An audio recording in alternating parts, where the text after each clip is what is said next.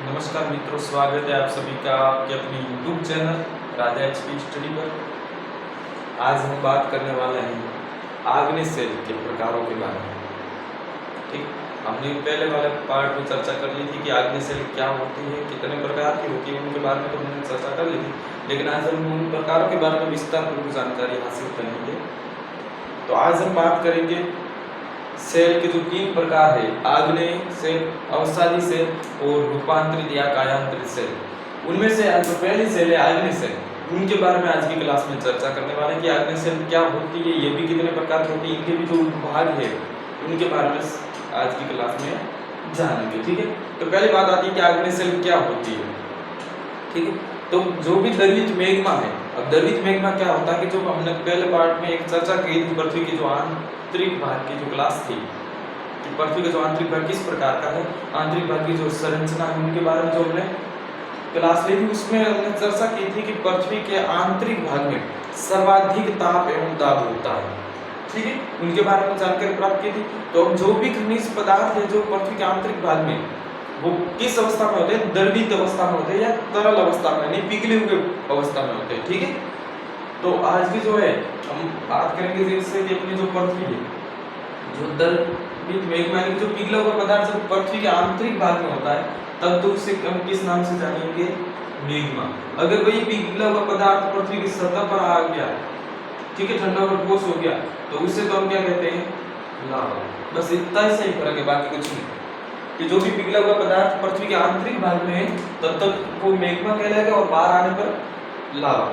ठीक है, तो इन्हीं शब्दों का प्रयोग होगा, इसलिए मैंने आपको ये डायग्राम बना के समझा दिया। ठीक है, कि जो भी द्रवित मैग्मा है, अब ये देखो द्रवित मैग्मा, अब मैग्मा जो पिघले हुए पदार्थ है, ठीक है, जब द्रवित मैग्मा ठंडा होकर ठोस हो जाता है तो उससे क्या कहेंगे, आग्नेय सेल बनेगी। ठीक है, इसकी परिभाषा, द्रवित मैग्मा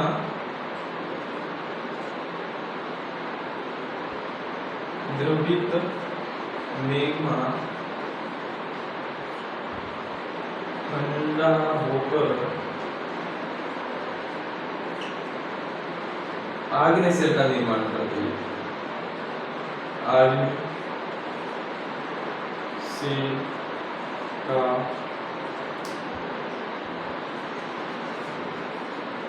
निर्माण करता है।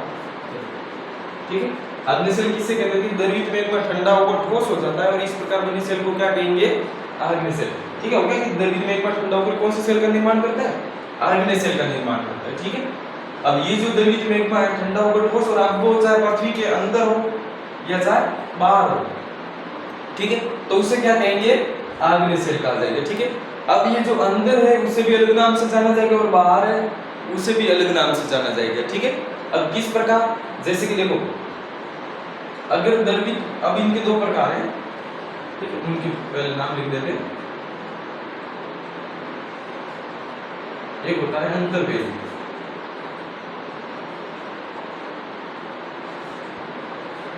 दूसरा होता है बहिर्वेदी।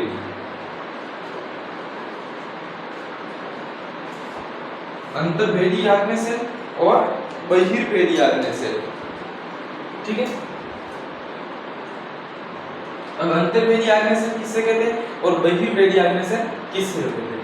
अगर देखो द्रवित मैग्मा, ऐसा नहीं कि वो इसी चीज में बाहर आ रहा है और बाहर आकर यहाँ पर सतह पर आ गया, ठीक है, और ठोस हो गया तो आग्नेय सेल बन गई, ऐसा नहीं। अब द्रवित मैग्मा यहाँ से जैसे पिघला हुआ पदार्थ है, ताप एवं दाब ज्यादा है, ठीक है, तो जब वो द्रवित मैग्मा बाहर आता है, उनका विस्फोट जब होता है तो ऐसा तो जैसे आधा पदार्थ इधर जाएगा, फिर यहाँ से इधर भी चला जा सकता है, यहाँ से इधर जाएगा, इधर भी जाएगा, कहीं भी चला जाएगा। ठीक है, अब मान लो कहीं से यहाँ से वो बाहर नहीं निकल पाता है क्योंकि इनके पीछे जो दाब होता है, प्रेशर होता है, वो कम होता है, जिसके कारण जहां पर प्रेशर उनका ज्यादा होगा, दाब ज्यादा होगा, वहीं से वो बाहर निकलेंगे। जैसे कि मान लो इनका प्रेशर यहाँ पर ज्यादा पड़ रहा है तो वो यहीं से बाहर निकलेंगे। यहाँ पर मान लो प्रेशर की कमी है तो उसके कारण वो बाहर नहीं निकल पाता, और वो यहाँ पर एक पाइप की तरह, एक नाली की तरह निर्माण कर लेते हैं और अंदर ही क्या हो जाता है, ठंडा हो जाता है, धीरे धीरे समय के साथ ये ठंडे होंगे और ठोस हो जाते हैं। अब देखो द्रवित मैग्मा है, पृथ्वी के अंदर ही ठंडा होकर ठोस हो रहा है, तो अब क्या है, यहाँ भी सेल बनेगी और द्रवित मैग्मा जो पृथ्वी के बाहर आ गया था वो भी समय के साथ धीरे धीरे ठंडा होकर ठोस हो रहा है। ठीक है, तो जो बाहर हो रहा है तो उसे तो कहेंगे बहिर्भेदी और जो अंदर हो रहा है उसे कहेंगे अंतर्भेदी। ठीक है, तो इसकी परिभाषा क्या बनेगी, जब द्रवित मैग्मा पृथ्वी के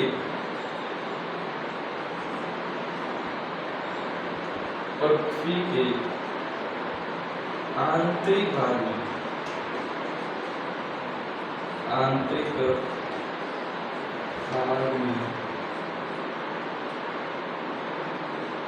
ठंडा होकर ठोस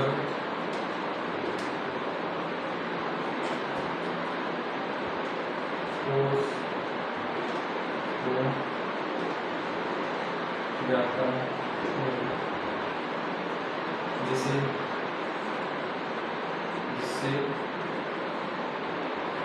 अंतर्भेदी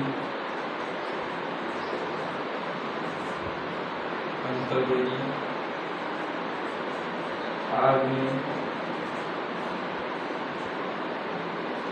सेल का निर्माण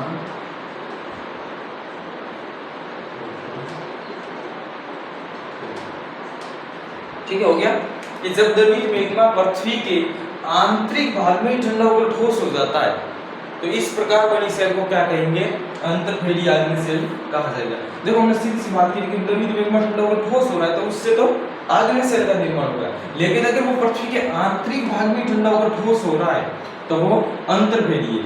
लेकिन अगर वही पदार्थ पृथ्वी की सतह पर आकर ठंडा होकर ठोस हो रहा है तो उसे कहेंगे बहिर्भेदी आग्नेय सेल। इनकी भी परिभाषा लिख देते हैं कि जब द्रवित मैग्मा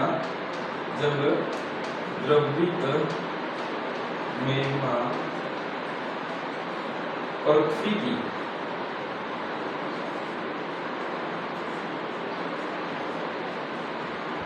सतह पर आकर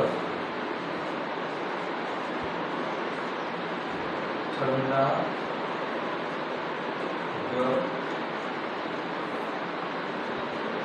ठोस हो जाता है, इस प्रकार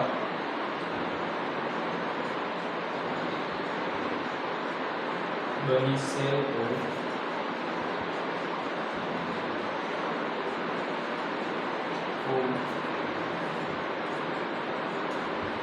बहिर्भेदी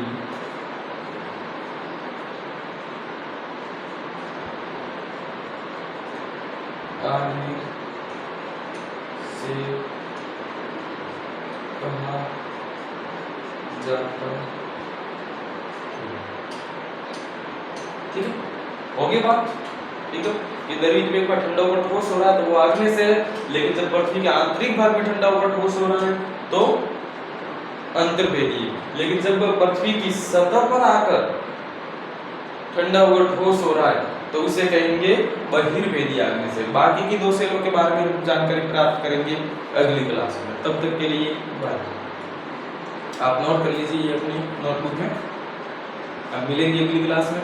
बाकी के दो जो इसके प्रकार रहेंगे उनके बारे में और भी जानकारी हासिल करेंगे विस्तार से।